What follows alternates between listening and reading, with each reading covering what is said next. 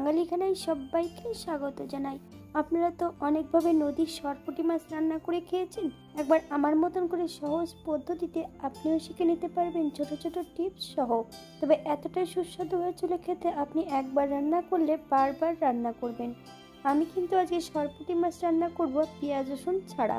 তবে আমি আজকে এখানে কিভাবে পেঁয়াজ রসুন ছাড়া সরপুঁটি মাছ রান্না করলাম, চলুন সেটা একবার দেখে নেওয়া যাক ভিডিওর মাধ্যমে। আশা করছি আজকের ভিডিওটি ভালো লাগবে। সকল বন্ধুদের কাছে অনুরোধ করছি সম্পূর্ণ ভিডিওটি দেখার।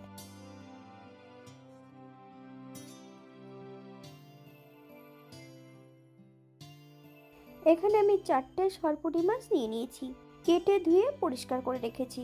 তবে মাছগুলো খুব বেশি বড়ও না ছোটও না।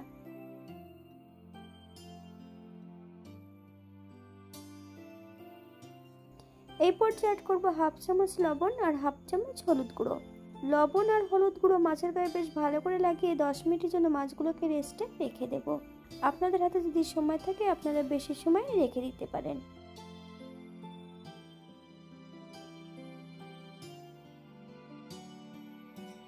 অপর দিক থেকে বেশ কিছুটা মশলা বেটে নেব। 1 চামচ সাদা জিরে, 1/2 চামচ কালো সর্ষে, বেশ কিছুটা কাঁচা লঙ্কা, 1/2 চামচ লবণ। বেশ মশলাটা মিহি করে বেটে নিতে হবে।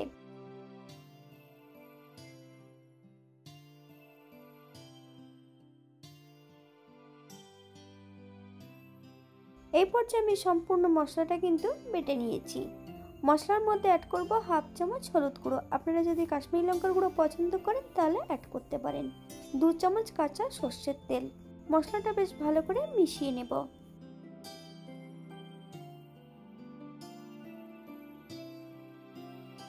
অপর দিক থেকে একটা কড়াইতে বেশ কিছুটা সাদা তেল অ্যাড করেছি। তেল গরম হওয়া পর্যন্ত অপেক্ষা করতে হবে। গরম তেলের মধ্যে যদি কড়াইতে লবণ অ্যাড করা হয় তাহলে মাছ ভাজার সময় কিন্তু কড়াইতে মাছগুলো লেগে যাবে না।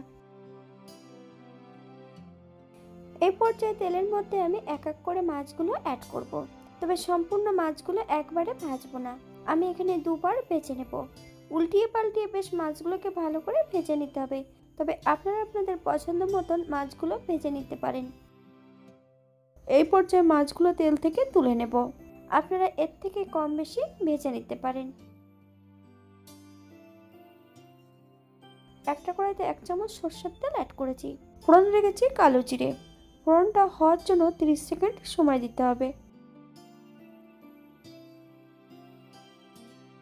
এই পর্যায়ে অ্যাড করব 3টে কাঁচা লঙ্কা, বেটে রাখা সম্পূর্ণ মশলা।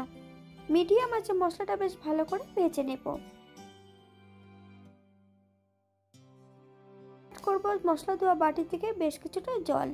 মশলা থেকে যতক্ষণ তেল না ছাড়ছে ততক্ষণ বেশ ভালো করে মশলাটা কষিয়ে নেব।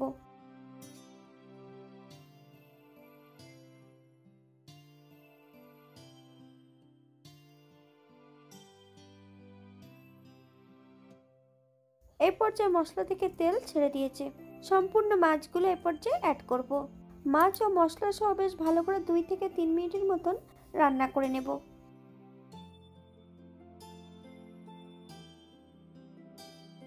বাঙালি রান্না ঘরোয়া উপকরণ দিয়ে আপনাদের যদি রান্নাগুলো পছন্দ হয় তাহলে চ্যানেলটি সাবস্ক্রাইব করে দিয়ে পাশে থাকবেন। পাশে থাকা বেলটি বাজিয়ে দেবেন, নইলে নিত্য নতুন রান্নার নোটিফিকেশন পাবেন না। 3 মিনিট পর এই পর্যায়ে আমি গ্রেভির জন্য 1 কাপ জল অ্যাড করব। আপনাদের যতটা গ্রেভির প্রয়োজন আপনারা ততটা জল অ্যাড করতে পারেন।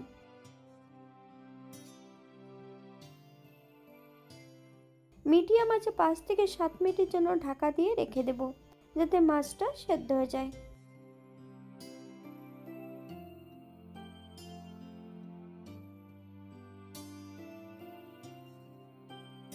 7 মিনিট পর আপনারা একবার স্ক্রিনের দিকে ফলো করবেন।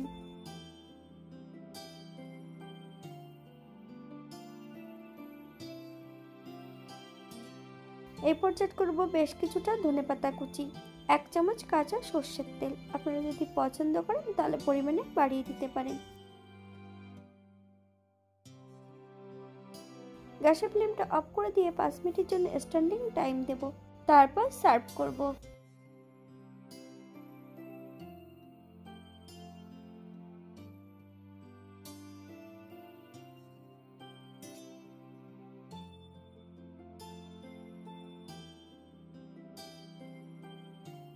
এটা দেখতে যেমন ভারী সুন্দর হচ্ছে, এটা গরম ভাতে খেতে কিন্তু অসম্ভব ভালো। আপনারা বাড়িতে একবার একই পদ্ধতিতে বানিয়ে নেবেন। এটা কিন্তু নদীর সরপুঁটি মাছ ছিল। আপনারা যদি পেঁয়াজ রসুন পছন্দ করেন তাহলে অ্যাড করতে পারেন।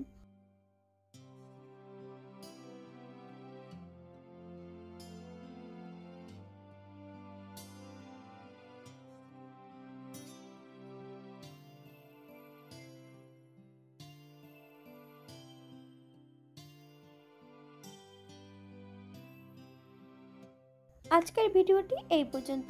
সবাই সুস্থ থাকবেন, ভালো থাকবেন। অন্যদিন নতুন রেসিপি নিয়ে আপনাদের সামনে আবার আমি হাজির হব। নতুন ও পুরনো সকল বন্ধুদের অসংখ্য ধন্যবাদ ভিডিওটি দেখার জন্য। হাতে যদি সময় থাকে তাহলে একটা লাইক, কমেন্ট, শেয়ার করবেন।